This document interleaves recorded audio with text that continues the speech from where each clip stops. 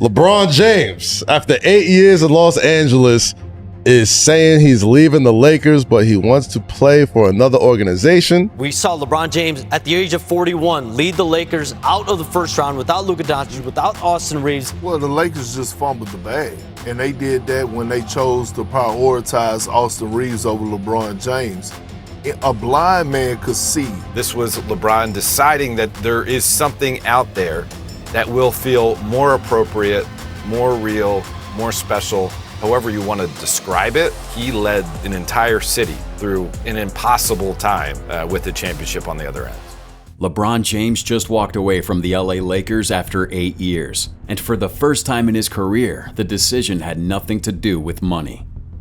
We're gonna break down everything that went wrong with him being on the Lakers. You'll see the one conversation with his agent that changed his entire mindset going into year 24, the bold power move he's currently running to force his way onto his next team, and why the super team he's trying to build might never actually come together.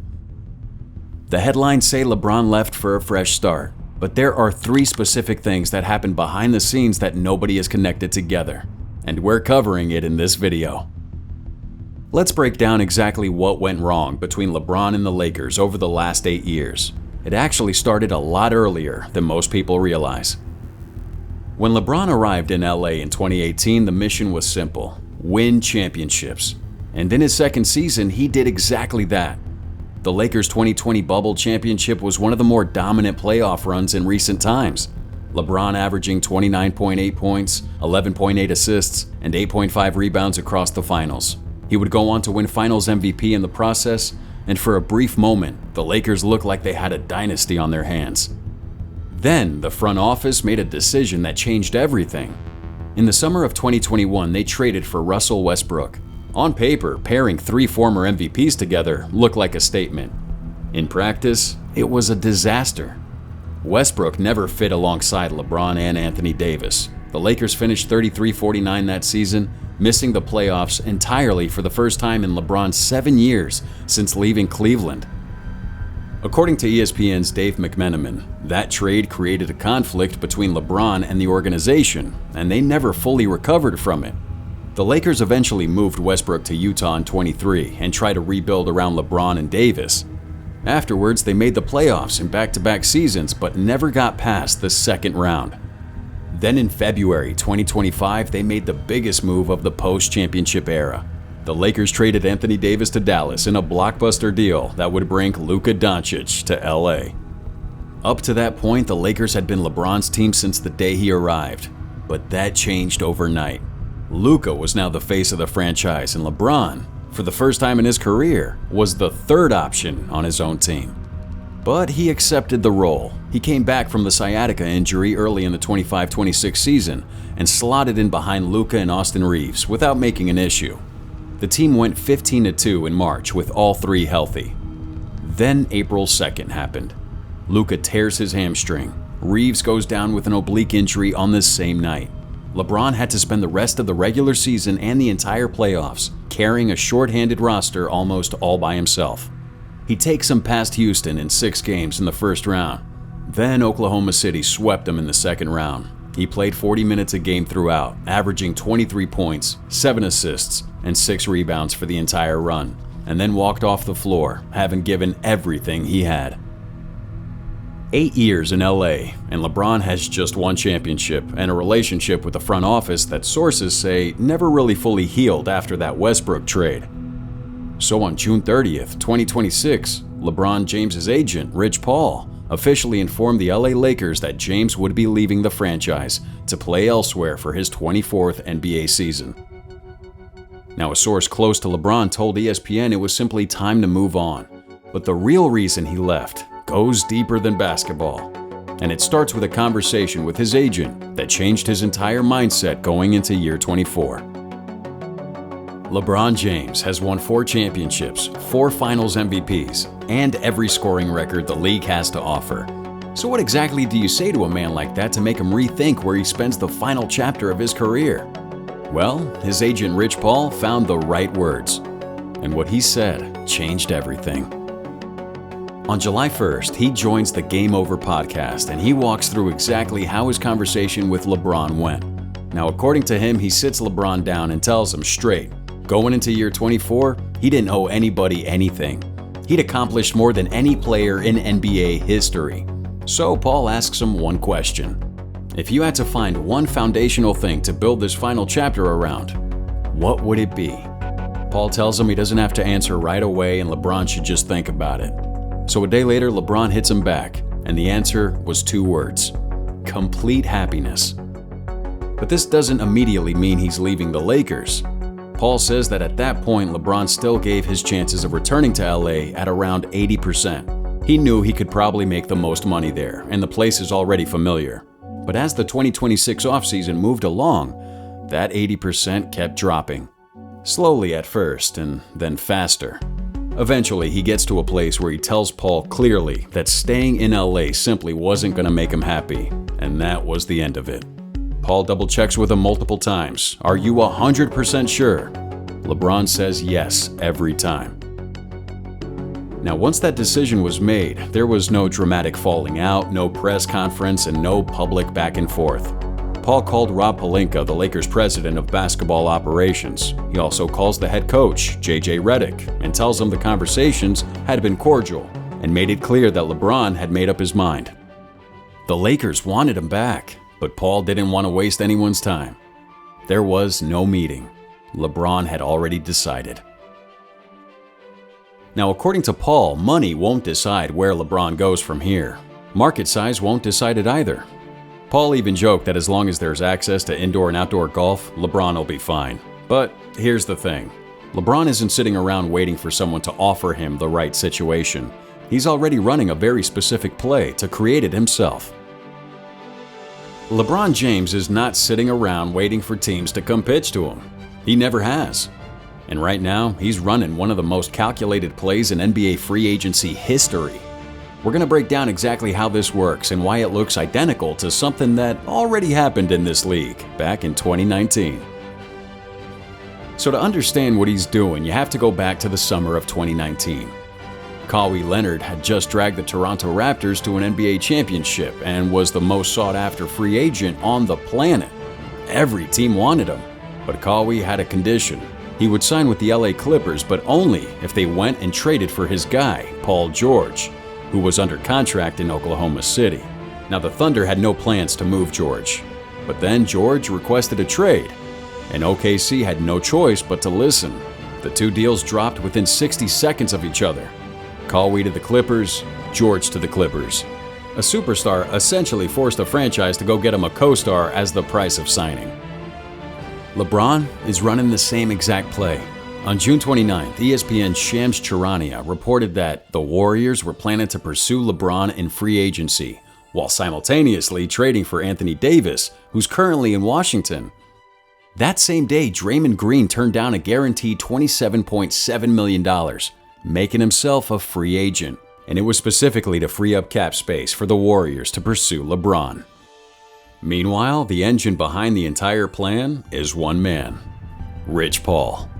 He's LeBron's agent, Anthony Davis's agent, and Draymond Green's agent. All 3 of the key moving pieces in this deal are represented by the same person. That ain't a coincidence. That's a coordinated operation. When one agent controls every single piece of the puzzle, deals that would normally take months of back and forth phone calls can happen in a weekend. Draymond Green made that clear when he declined his $27.7 million player option on June 29th.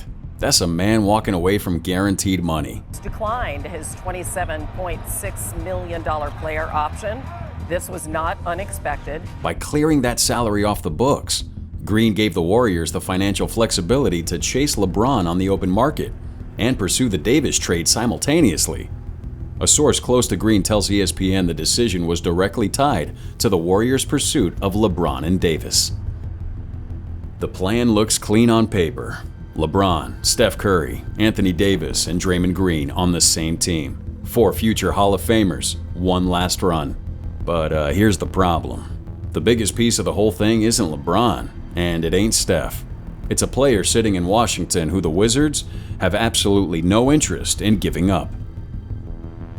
The Warriors' 4-man superteam sounds incredible, but there are 3 specific problems standing between LeBron and that dream, and any one of them could kill the whole thing. We're going to break down all three of them right now. The first problem is Washington. The Wizards have absolutely no interest in trading Anthony Davis. ESPN's Mark J. Spears reported on the same day LeBron told the Lakers he was leaving that Washington was not listening to any trade offers for Davis. They just signed Trae Young to a 4-year, $212 million deal. They drafted A.J. DeBansa with the first overall pick. Their general manager, Will Dawkins, went on TV and said directly that Anthony Davis is part of their plans going forward. So the Warriors can't force a trade that the other team doesn't want to make. Now, the second problem is the cap math. To trade for Davis, who makes $58.4 million next season, the Warriors would need to match his salary. The only contract big enough to match that in Golden State is Jimmy Butler's expiring $56.8 million deal. But the Warriors have told Butler repeatedly since the trade deadline that they have no intention of moving him. And Washington doesn't want Butler anyway, since he's still recovering from a torn ACL and wouldn't play until mid-season at the earliest. Even if Golden State packaged Butler with draft picks, the Wizards still wouldn't budge. And the third problem is the sequencing. ESPN's Ramona Shelburne explained it clearly. The Warriors want a commitment from LeBron before they make a move for Davis, but LeBron wants to see what moves Golden State makes before he commits. Both sides are waiting for the other to make the first move. That's a stalemate. Now, there is also the age problem. Even if everything works out perfectly and all four players end up in Golden State, this would be the oldest super team ever assembled in NBA history. Curry's turning 38 in March, LeBron turns 42 in December, Draymond's 36, and Davis is 33, and has just averaged 48 games per season over the last 5 years. The Western Conference is going to run through Oklahoma City and San Antonio next season. Those are young, deep, healthy rosters.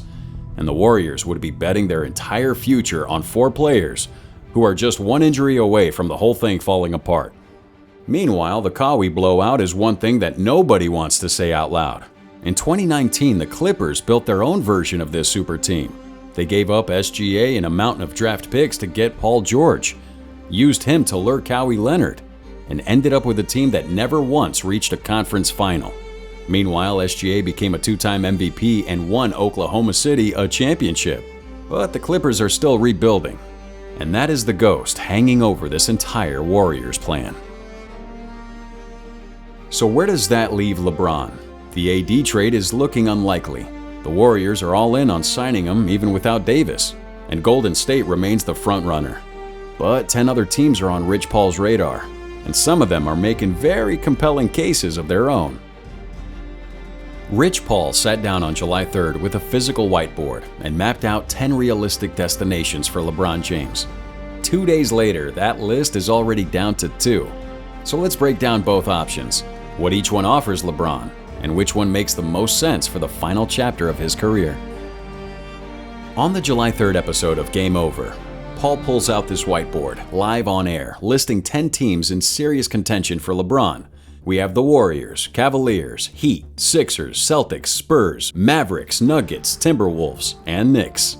All of them made the board. Paul even joked that if the Knicks hadn't just won the championship, there wouldn't be a board at all. LeBron would have already been heading to New York. But as of now, Warriors insider Nick Friedel is reporting that the race has essentially come down to 2 teams, Golden State and Cleveland. About 50-50, he said. The Warriors' pitch is straightforward.